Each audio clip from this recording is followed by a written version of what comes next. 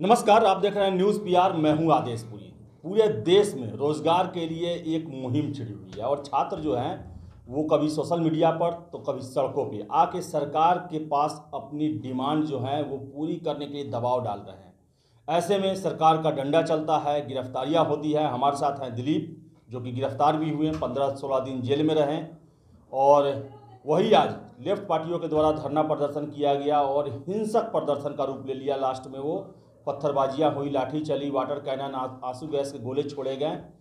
अब इन सब के बीच में एक प्रश्न उठता है कि क्या बिहार में जो छात्रों की स्थिति है वो सब क्या 1970 के दशक वाली स्थिति हो गई है कि फिर से उन्हें एक राष्ट्रीय आंदोलन करना पड़ेगा ताकि जो उनकी मांगे हैं, जो उनकी हकमारी की जा रही है, उसको खत्म किया जा सके। इन सभी मुद्दों पर बात करने के लिए हमारे साथ हैं दिलीप और विनोद जी हैं, जो कि लगातार छात्र आंदोलन से जुड़े हुए हैं। और इनसे हम पूछेंगे कि आखिर आगे इसका भविष्य क्या होगा। दिलीप जो हैं आंदोलन करते हैं, छात्रों की बातों को उठाते हैं। इनसे ही जानेंगे कि क्या गिरफ्तारी होने के बाद, अब तो एक तरह से प्रतिबंध लग चुका है, ये भी बेल पे हैं, अगर फिर से अगर सड़कों पे आते हैं तो फिर से इनकी गिरफ्तारी हो सकती है। तो आगे की रणनीति अब क्या होगी? क्या छात्र आंदोलन इसी तरह धीमा पड़ जाएगा या फिर इसके दूसरे स्वरूप में इसके स्वरूप में परिवर्तन होगा और काफ़ी मजबूती से उभरेगा? दिलीप जी, क्या है आपकी आगे की रणनीति? देखिए, सच्चाई के रास्ते पे अगर चलना हो तो निडर होना पड़ता है पहले। अगर आप निडर नहीं होइएगा तो फिर सच्चाई के रास्ते पे, खास इस ज़माने में तो चल ही नहीं सकते। जहां आपको कदम कदम पे धोखा भी मिलेगा, साजिश का भी शिकार होना पड़ेगा। जैसा कि मैं हो चुका हूं, दरोगा पीटी आंदोलन से लेकर अभी तक बहुत बार साजिश का भी शिकार हुआ हूँ। बहुत सारे लोगों ने भी धोखा दिया है, साजिश किया है, तो सब कुछ झेलना पड़ता है। और रही बात जेल से निकलने के बाद डर गए हैं या फिर आंदोलन नहीं करेंगे या गिरफ्तारी हो सकती है कभी भी, ये सब तो देखिए, प्रशासन को जो करना होगा वो करे, नीतीश सरकार को जो करना होगा वो करे। लेकिन हम लोग जो सच्चाई के रास्ते पे चल रहे हैं और जिस मकसद को लेके चल रहे हैं, उस मकसद के पूरा होने तक हमारा ये आंदोलन चरणबद्ध तरीके से चलता रहेगा। भले उसका स्वरूप तरीका में परिवर्तन होगा, बदलाव आएगा, और ये समय के साथ होना भी चाहिए और वो होगा भी। और रही बात कोर्ट से बेल मिलने की, तो कोर्ट को लगा कि हम लोग सही चीज़ कर रहे थे तो इसलिए हम लोग को बेल मिल गया। ऐसा तो कोई अपराध हम लोग किए थे नहीं, ये तो सरकार के द्वारा बेवजह धारा लगा दिया गया था कि ताकि हम लोग को बेल जल्दी ना मिले। लेकिन हम लोग हमेशा शांतिपूर्वक और लोकतांत्रिक ढंग से आंदोलन किए हैं और आगे भी करेंगे। संविधान में जो मौलिक अधिकार अनुच्छेद 19 दिया गया है कि आप शांतिपूर्वक धरना प्रदर्शन कर सकते हैं अपनी जायज़ मांगों को लेके, तो हम लोग उसी का फॉलो कर रहे हैं, उसी के अनुसार मांग कर रहे हैं। तो हमारा ये आंदोलन आगे भी जारी रहेगा। और जेल जो हमारे लिए योजना गृह बन गया था, वहाँ से हम लोग योजना बना के निकले हैं। तो हमारी योजना है कि हमारे आंदोलन में ज़्यादा से ज़्यादा लोगों को जोड़ा जाए, क्योंकि ये सरकार तानाशाही है, पहले वाली सरकार नहीं है कि आप 2000, 4000, 5000 के साथ जाइए, आंदोलन कीजिए और सरकार आपकी मांगों पे विचार भी करती थी। लेकिन अब ये सरकार विचार भी नहीं करती, सुनना भी नहीं चाहती है। तो हमारा मकसद है कि कम से कम 50,000 स्टूडेंट सड़क पे उतरे, धरना दे, और हम आमरण अनशन पे भी बैठेंगे ज़रूरत पड़ी तो। अगर सरकार हमारी बात नहीं मानती है तो हम आमरण अनशन पे बैठेंगे और छात्रों के नाम हम अपनी इस जान को, अपने प्राण को निछावर कर देंगे। इसमें अब हमें कोई मोह नहीं रहा, अपने शरीर से भी नहीं या किसी भी चीज़ से हमें कोई मोह अब नहीं रहा, क्योंकि जब 15 दिन हम जेल में रहे हैं तो बहुत कुछ हम सीख चुके हैं और अब हम अपनी ज़िंदगी को छात्रों के लिए और देश के लिए समर्पित कर चुके हैं।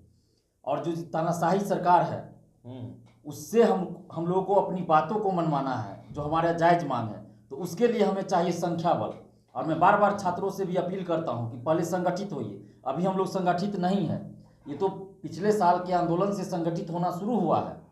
जो छात्र संगठित होना शुरू हुए हैं वो 1 साल से संगठित होना शुरू हुए हैं, पहले तो संगठित इतना भी नहीं थे और अभी भी पार्टी पॉलिटिक्स धर्म में बटे हुए हैं। तो हम लोग को पहले एक धर्म का पालन करना है, वो है विद्यार्थी धर्म।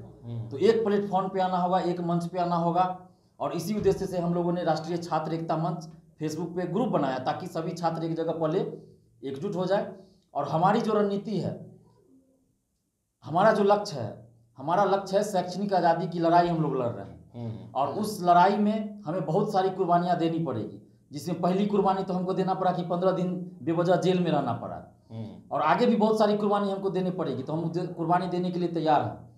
और हमारी जो रणनीति है, योजना है, उसके तहत अब हम बिहार के सभी जिला में जाएंगे, स्टूडेंट्स से जुड़ेंगे, जितना ज़्यादा से ज़्यादा हो सके छात्रों से बात करेंगे, जुड़ेंगे, संवाद करेंगे। और उसके लिए हम लोग चरणबद्ध तरीके से यूनिवर्सिटी, कॉलेज, स्कूल तक जाएंगे, कोचिंग संस्थानों में जाएंगे, उन फील्ड में जाएंगे, मैदानों में जाएंगे जहाँ गरीब बच्चे जगह की कमी के चलते ज़मीन पे बैठ के पढ़ते हैं, सेट बनाते हैं, टेस्ट देते हैं, वहाँ तक हम लोग जाएंगे और सभी जिला का भ्रमण करेंगे। उसके बाद उसी के साथ साथ भी हस्ताक्षर अभियान हम चलाएंगे। और हस्ताक्षर अभियान का हमारा मकसद है कि 1 लाख स्टूडेंट्स का, बिहार के 1 लाख स्टूडेंट्स का हस्ताक्षर कराया जाए, जो हमारा 11 सूत्री डिमांड है, उस डिमांड को लेके। और 1 लाख स्टूडेंट का हस्ताक्षर रहेगा, नाम रहेगा, जिला का नाम रहेगा और मोबाइल नंबर रहेगा, व्हाट्सएप नंबर रहेगा। और उस हस्ताक्षर अभियान के बाद जब 1 लाख संख्या पूरा हो जाएगा, हम नीतीश जी को वो सारा डॉक्यूमेंट्स सौंपेंगे कि 1 लाख स्टूडेंट्स का हस्ताक्षर है, आप देखिए क्या डिमांड है, हम विचार कीजिए उस पर। अगर सरकार विचार नहीं करती है हमारी मांगों पे, तो फिर हम लोग अनिश्चितकालीन धरना देंगे, अनशन पे भी बैठेंगे। आपको मैं बता दूं कि विनोद जी जो हैं वो सामने तो नहीं आते हैं, लेकिन छात्र आंदोलन में इनकी बहुत ही महत्वपूर्ण भूमिका रही है। और बात करें अगर हम दिलीप के जेल जाने के बाद, तो समझिए एक तरह से यही मोर्चा संभाले हुए थे। आपसे मैं जानना चाहूँगा कि क्या आपको लगता है कि आज लेफ्ट पार्टी भी सड़कों पर आई, दिलीप जी भी सड़कों पर आए, क्या सरकार इस पर कुछ सुनवाई करने वाली है या फिर इसे भी ठंडे बस्ते में डाल दिया जाएगा? देखिए सर, ये सरकार का जो नीति है सिर्फ दोगला नीति है, जिसकी छात्रों को और पॉलिटिशियन पार्टी से दोनों को सर अलग अलग नापा जाता है। क्योंकि आप कुछ अच्छे पद पे हैं, कुछ गरिमा वाले आदमी हैं, तो उनके प्रति इस मुख्यमंत्री के आदेशानुसार इसमें कुछ और रहता है, लेकिन छात्रों के प्रति जैसे ही अगर जो कुछ बातें आती है तो छात्र पर सीधे रवैया उल्टा हो जाता है। मतलब इसको कुचल देना है, मार देना है, क्योंकि ये जानते हैं कि पार्टी के कोई भी अगर विधायक है या मंत्री है तो उसको तो हम मैनेज कर लेंगे, लेकिन छात्र को मैनेज नहीं कर पाएंगे।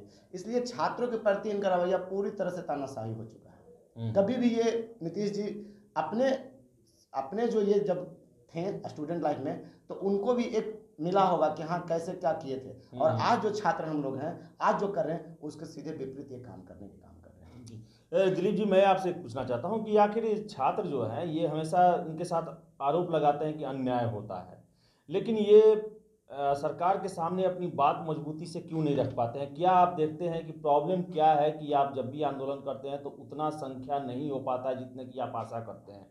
केवल पटना में ही होता है, जिला में ये लगभग मृत प्राय है, कोई इसको आवाज़ उठाने वाला नहीं है। इसका सबसे बड़ा वजह आप क्या मानते हैं? इसके सबसे बड़ा वजह यही है कि बिहार में कोई छात्र संगठन ऐसा है ही नहीं जो कि छात्रों के लिए सही में काम करे। सब किसी न किसी पार्टी से जुड़ा हुआ है और वो अपनी पार्टी के सुविधा अनुसार और आदेशानुसार काम करते हैं। मैं एग्जाम्पल देना चाहूँगा, अभी बीजेपी सरकार में है, जदयू सरकार में है, तो अभी आप देखिए छात्रों के साथ कितना भी अन्याय हो जाए, गोली चल जाए, सैकड़ों छात्र मर जाए उस गोलीबारी में पुलिस के द्वारा, लेकिन जदयू और बीजेपी का जो स्टूडेंट्स विंग है, एबीपी और जदयू का जो है, वो आवाज़ नहीं उठाएगी सरकार के विरुद्ध। अगर ठीक इसके विपरीत चल जाइए, अगर आरजेडी की सरकार रहती, कांग्रेस की सरकार रहती, तो कितना भी अत्याचार हो जाए स्टूडेंट पे, आरजेडी और कांग्रेस का जो स्टूडेंट विंग है वो आवाज़ नहीं उठाएगा। तो इस तरह से बटे हुए हैं, तो छात्रों के लिए तो है ही नहीं ये संगठन, तो नाम सिर्फ छात्र संगठन दे दिया गया है। और हम लोग ये तो इस पे तो एक कानून बनना चाहिए कि छात्र संगठन आप जब नाम दे रहे हैं तो छात्रों के लिए काम कीजिए, ना कि किसी पार्टी के लिए आप काम कीजिए। ये तो उल्टा हो रहा है। एक चीज़ और मैं पूछना चाहूँगा आपसे कि जब छात्र संगठन है और यूनिवर्सिटी लेवल पर काफ़ी वो एक्टिव भी रहते हैं, लेकिन फिर भी बिहार में विश्वविद्यालयों की स्थिति बहुत ज़्यादा ख़राब है। सेशन लेट है, कितने कॉलेज में पढ़ाई तक नहीं होती है, टीचर नहीं है, फिर से जो बुनियादी सुविधा है वो भी नहीं होना चाहिए। तो फिर आखिर ये जो स्टूडेंट यूनियन है ये आखिर करते तो क्या है? आखिर जिस हक के लिए ये जिनकी इसका स्थापना किया जाता है, ये झंडा बैनर ढोते हैं, धरना प्रदर्शन करते हैं, लेकिन वो नेसेसरी ज़रूरत जो कि छात्रों के लिए होनी चाहिए वो भी आज बिहार के विश्वविद्यालय और कॉलेजों में नहीं है। क्या कारण है आखिर इसका? देखिए, आपने बहुत अच्छा सवाल किया है कि बिहार में तो सबसे ज़्यादा मतलब ये सब सरगर्मी रहती है, तेज रहती है। और छात्र संगठन बिहार में देखिए सब पार्टी का भी है, कुछ ऐसा भी छात्र संगठन है जो अपने आप को बताते हैं कि किसी पार्टी से नहीं है, लेकिन कोई भी छात्र संगठन, यूनिवर्सिटी का ही बात करें तो 3 साल का कोर्स 6 साल 5 साल में हो रहा है, कोई भी छात्र संगठन इसके लिए सड़क पे नहीं उतर रहा है, ना कोई आवाज़ उठा रहा है। लेकिन वही जब धर्म का कोई मुद्दा आ जाता है, जाति का मुद्दा आता है, किसी नेता पे कोई टिप्पणी आ गई, तो उसके लिए देखिए यूनिवर्सिटी में ताला लग जाएगा, बंद हो जाएगा, लेकिन स्टूडेंट्स के लिए कोई डिमांड नहीं होगा। आप चल जाइए पटना यूनिवर्सिटी में, आपको आधे से ज़्यादा शिक्षक का जो पद है उसमें आधे से ज़्यादा रिक्ति है, खाली है प्रोफेसर की, वो क्या पढ़ाते होंगे आप सोच लीजिए। सबसे पहले नीतीश जी ने क्या किया शिक्षा के क्षेत्र में, जब मुख्यमंत्री बने पटना यूनिवर्सिटी से इंटर की पढ़ाई समाप्त कर दिया। जो रिसर्च होता था साइंस का, साइंस कॉलेज से एक स्टूडेंट निकलते थे, बाहर जाके नाम कमाते थे, रिसर्चर बनते थे साइंस में, उनका क्या किया, जड़ ही समाप्त कर दिया कि ग्रेजुएशन की सिर्फ ग्रेजुएशन की पढ़ाई होगी और उसके ऊपर की पढ़ाई होगी और इंटर की पढ़ाई नहीं होगी। और उन्होंने क्या कहा था कि चरणबद्ध तरीके से बिहार के सभी यूनिवर्सिटी से इंटर की पढ़ाई खत्म होगी और इंटर के जो है स्कूली शिक्षा में जोड़ा जाएगा। आप बताइए पटना यूनिवर्सिटी छोड़ के इन 16 साल में नीतीश जी ने किस यूनिवर्सिटी से इंटर की पढ़ाई समाप्त किया? किसी यूनिवर्सिटी में तो समाप्त नहीं हुआ, तो फिर पटना यूनिवर्सिटी से ही क्यों समाप्त किया गया? तो वो शुरुआत तो वहीं से कर दिए। उसके बाद शिक्षकों के पद खाली है, नाम के लिए आप अनुबंध पे इस पे करके काम चला रहे हैं, उससे तो काम चलेगा नहीं। और जो छात्र संगठन है उनको मैं अभी भी अपील कर रहा हूँ कि आप जो छात्र संगठन नाम दिए हैं कम से कम छात्रों के हित के लिए जरूर लड़िए। मैं आपको एक एग्जाम्पल दूंगा, मैं किसी पार्टी या छात्र संगठन का ना विरोधी हूँ ना समर्थक हूँ, लेकिन जो अच्छा काम करेगा उसका मैं समर्थक हूँ। मैं अभी भी मानता हूँ कि ABVP अखिल भारतीय विद्यार्थी परिषद हिंदुस्तान का सबसे बड़ा छात्र संगठन है जिसके पास संख्या बल है, और वो जिस मुद्दा को अगर सही से उठा ले तो उस मुद्दा को लागू करवा सकता है। लेकिन शर्त यह है कि वो विपक्ष में होना चाहिए बीजेपी। शर्त यह है कि विपक्ष में होगा तभी वो मुद्दा उठाएंगे। सत्ता में जब बीजेपी है तो ABVP तो चुप हो जाता है, मृत प्राय हो जाता है। मुझे याद है 2013 की बात है, जब मनमोहन सिंह की सरकार थी और बैंकिंग में कर दिया गया था कि परसेंटाइल हर आपको सेमेस्टर सिस्टम में आपको 60% लाना, तभी आप बैंकिंग PO का फॉर्म भर सकते, इसी तरह का कुछ मामला था।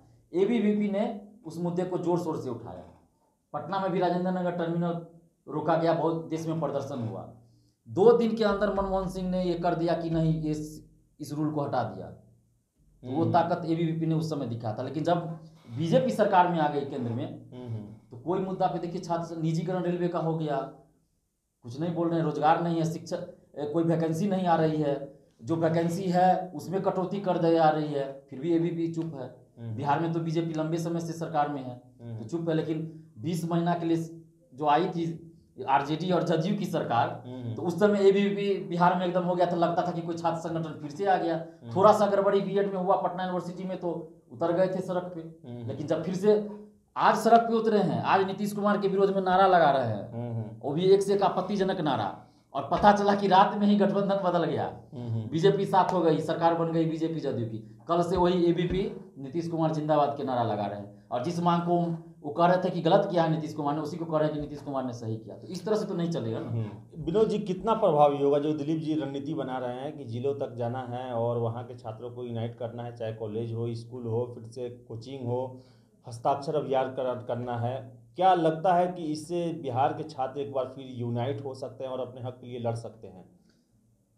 बिल्कुल सर, हम लोगों की जो रणनीति है सर, रणनीति सिर्फ यही है कि दिलीप जी आगे चल करके 38 जिला के 38 जिला में भ्रमण करेंगे, और एक जिला में जितना टाइम लगे 1 से 2 दिन हम लोग उस जिला में रुक करके हर कोचिंग में, हर कॉलेज में जा कर हम लोग जागृत करेंगे, और जागृत करके ये काम करने की कोशिश करेंगे कि आप लोग मेरे संगठन से, मेरे सिर्फ छात्र के, जो कि राजनीति से कोई प्रेरित नहीं, हम लोग का जो संगठन बना है सर उसमें राजनीति का कोई दल नहीं है शामिल। तो हम लोग एक प्लेटफॉर्म देंगे कि सिर्फ स्टूडेंट आए, जो राजनीति जिसको करना है वो दूर रहे। हम लोग स्टूडेंट के लिए करेंगे और स्टूडेंट के लिए हम लोग आगे बढ़ेंगे। तो हम लोग का जो संस्था बना है सर वो सिर्फ स्टूडेंट के लिए बना है, तो उसको हम लोग चरणबद्ध से भ्रमण करने के काम करेंगे, दिलीप जी के साथ रहेंगे और इसको हम लोग आगे ले जाने का काम करेंगे। क्या दिलीप भाई कि सिर्फ जो है ये प्रतियोगी परीक्षा के लिए ही रहेगा कि पूरे शिक्षा व्यवस्था में सुधार? बिहार के पूरे शिक्षा व्यवस्था में सुधार लाने के लिए जो हमारा 11 सूत्री डिमांड है, उस डिमांड को लेकर हम ये हस्ताक्षर अभियान चलाएंगे। और उस 11 सूत्री डिमांड में ही एक और डिमांड हमारा शामिल होगा कि प्रतियोगी परीक्षाओं का जो फॉर्म भराया जाता है उसका जो शुल्क होता है 700-800 वो न हो, या तो निःशुल्क किया जाए या फिर 150 से 200 रखा जाए। ये हमारा डिमांड उसमें छूट गया था, क्योंकि हड़बड़ी में बैनर बना था तो ये डिमांड छूट गया था। तो उसी में 11 ही डिमांड रहेगा, लेकिन उसी में कहीं शामिल कर दिया जाएगा। अच्छा, इस डिमांड तो ये है कि बिहार में आंदोलन की रूपरेखा बन रही है और इसे पूरे बिहार स्तर पर हर एक जिलों में जिंदा करने के लिए जो एक तरह से छात्र जो हैं वो सरकार और अपने हकमारी के प्रति जो है सुस्त हो जाते हैं या फिर समझते हैं कि हम कुछ भी कर लें ये नहीं बदलने वाला है। तो ऐसा अब नहीं होने वाला है। दिलीप और उनकी टीम जो है अब पूरे बिहार का जो है वो भ्रमण करेगी, छात्रों में जागृति फैलाएगी और जो बिहार के शिक्षा और प्रतियोगी परीक्षा में जो अपारदर्शिता आ गई है या फिर उनमें लेट लतीफ़ी होती है, उसके खिलाफ एक आंदोलन छेड़ेगी। और इस आंदोलन का किसी भी राजनीतिक दल से कोई संबंध नहीं होगा, यह स्वतः स्फूर्त होगा और छात्रों के सुनहरे भविष्य को ध्यान में रख कर ही किया जाएगा। तो फिलहाल इस वीडियो में इतना ही। वीडियो पसंद आए तो इसे लाइक शेयर करें और हमारे चैनल न्यूज़ PR को सब्सक्राइब जरूर कर लें। और आप दोनों आए जुड़े हमसे, बहुत बहुत इसके लिए धन्यवाद। जी आपका भी धन्यवाद।